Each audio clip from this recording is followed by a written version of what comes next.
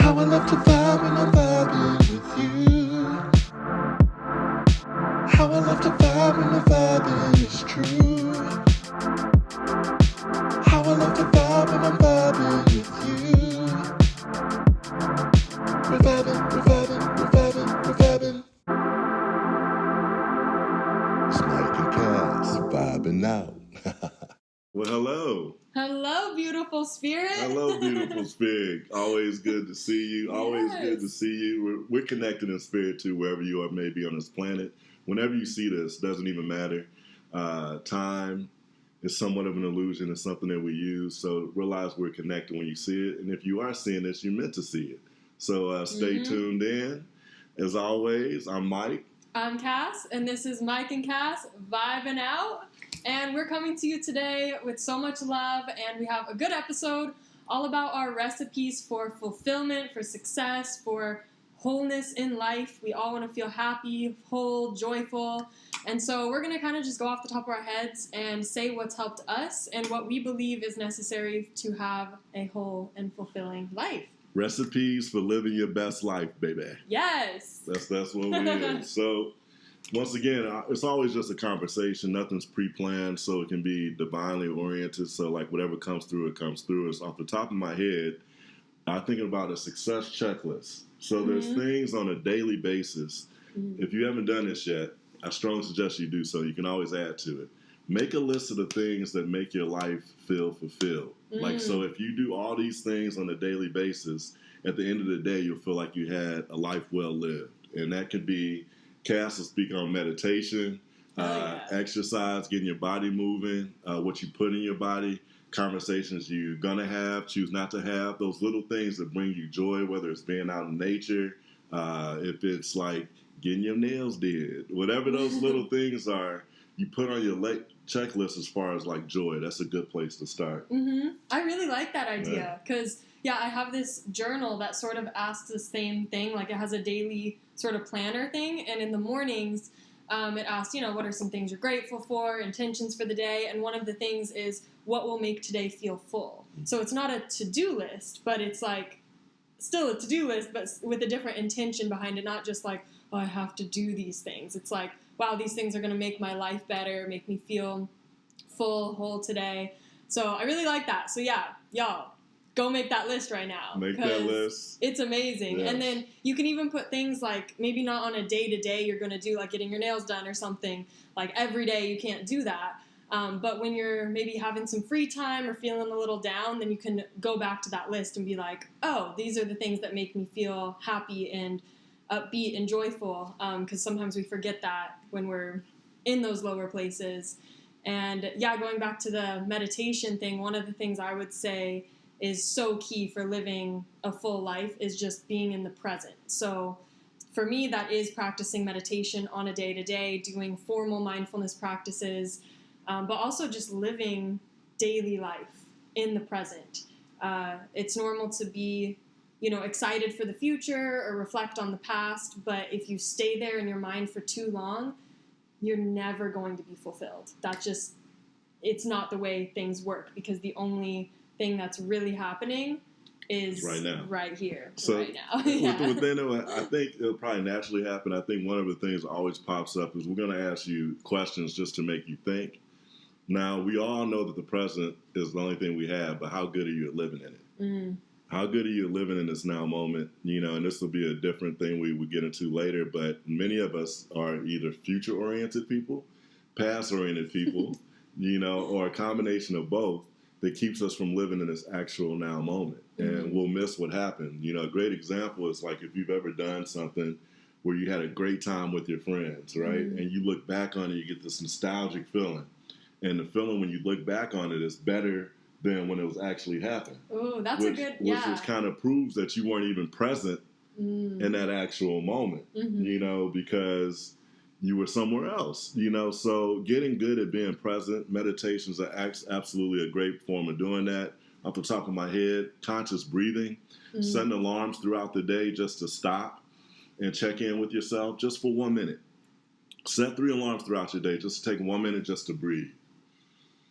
What'll happen is you'll realize you've been carrying certain tension and stress that you're not even aware of. It helps you to recenter, recheck in with yourself, and start again. Definitely. Start again. The everlasting now moment. Mm-hmm. You know, it's cool. We were having a conversation actually yesterday about consciously trying to step outside of time. Mm-hmm. Now, if that resonates with you, I suggest you explore that. If it feels like too much, then come back. We'll come back to that later on this journey. What else, as far as like for you, like on a day-to-day basis, what are the things that bring you joy as far as the recipe of living your best life? For me specifically, definitely having time for myself to do something that makes me feel creative or just stepping into kind of a still or flow state. So sometimes that's 20 minutes that I have. Sometimes it's 3 hours that I have or a whole day or something. But for me, like examples of that would be meditation, making sure I have time to do that, or doing something creative like drawing or painting, or doing my makeup or something like that, listening to happy music, just something to kind of make me happy again, especially with the stressors in life and just, you know, checking off all these to-do things and having school and work and all this stuff. It's nice to kind of, I guess, prioritize yourself and prioritize having fun on a day-to-day, even if that's 20 minutes. Everybody has 20 minutes a day that they could cut out for them, and we usually just forget to do that or make excuses as to why we don't. I love when you speak, and this is why this is beautiful. It automatically, almost immediately pops up things. So I love that. So what popped up in my head is two things. Whether you're in school or whether the people listen to us, if you like are a mom and you have a full-time job and you have kids, and you know, a lot of times, you know, the beautiful women on this earth put themselves last. You know, they do the most, but they put themselves last. And I just want to remind you that putting the oxygen mask over yourself, even if it's just a few minutes to go to the bathroom, you say you don't got 20 minutes, then take 5.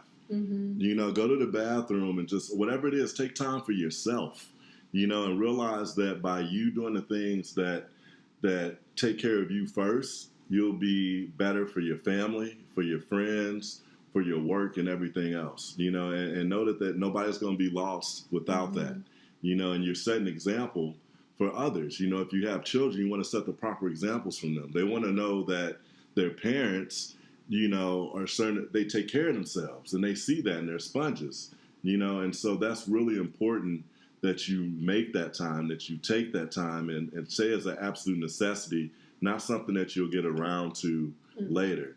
You know, I'm a small business owner. Our next episode, we're going to get to know Mike and Cass a little bit better, so we'll get more than that. So stay tuned. But I can rationalize not having time, you know, but I don't want to be a hypocrite and preach this stuff but not do it. But I'm guilty of it myself, you know, where days will get away.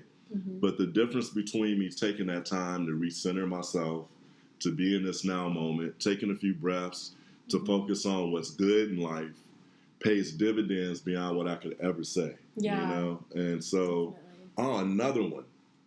Living your best life recipe. Gratitude. If you've never made a gratitude list, do it today. Mm-hmm. Our defaults in thinking are negative, all of us. You know, like we focus on worst possible scenarios. We'll get into imagination later and using that as affirming instead of negative. But if you haven't done it, if you've already done it, go back to it, add to it. The gratitude list, looking at it every day. You want to go every day with you feeling more full, like with your cup half full to overflowing, so you can give and expand that love. Gratitude is such a huge part of living your best life. Yeah, I think that's made the most difference in my life. Is like I used to be just naturally, I guess, a more pessimistic person. I was like happy on a surface level most of the time, but yeah, when I started just intentionally taking 1 to 2 minutes to just name 3 things I'm grateful for. It sounds so little and so stupid and sounds like, oh, that's not going to make a difference. Do it every day for a week and then let me know, like, you know, how much of a difference it really makes. It's huge. And that reminds me of kind of the same thing is at the end of every day, I like to either make a mental note or actually write it down of everything good that's happened today.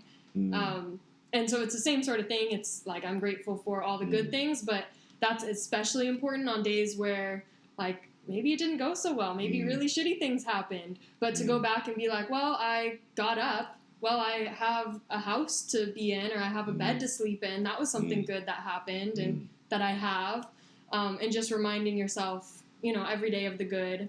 That's powerful. And so I love that. Yeah. That's powerful. There's two parts of that. That's beautiful is that there's always something to be grateful for. You know, and, you know, you may feel guilty for doing this, but if you ever have to look, there's always somebody that has it worse than you do. You know, and the things we take for granted, you know, if you're lucky enough to have a roof over your head and food in your stomach and these basic needs, because there's people that we know on this earth that do not. Yeah. You know, so taking time to be grateful for that. And then as you go into bed, which is a great reminder, it's such a good place to go off to sleep. We should never go off to rest from a feeling of anxiety and stress. And sometimes this feels inevitable because of what we might have in our plate or in our lives at the time. But taking the time to do that, to go to sleep grateful, you'll sleep better. It's good for your nervous system. And it'll actually set you up for the way you wake up the next morning. That is so powerful. Yeah. It is such a great point. Attitude of gratitude, which makes me think of thought investments. Like realizing that your every thought is an investment. You know, like, you know, where you invest, it's not just like your time, but guess what? The way you invest your thoughts dictates where you invest your time and priorities. So realizing those positive thoughts and being conscious of actually thinking things that are good, things that are serving to your mind and spirit, you know, but you have to make a conscious choice. And I'll be frank, it's not easy all the time. You know, your nervous system might have a default of fight or flight, you know, where you're panicking. But if you put this, like, you make this an absolute necessity, like brushing your teeth, oh my God, it will change your life and change your life forever. And this is like not one of those things that's debatable. We're not the first to come up with this. This is just an actual truth that's been around for thousands of years, spoken in several different languages. So we hope you take this in. That's so dope. I'm so glad that you brought that up. What more life hacks before we wrap this up? Like, you know, living your best life. I think forgiveness. That's something, I don't know, I kind of just, like, it would brush past me, like I wouldn't really think of, but that's been huge in my life recently. Forgiving myself specifically, but also other people. Most people have a little bit of a harder time forgiving others. I personally have an easier time forgiving others, but not myself. I'm very hard on myself. I could guess that about you. Yeah.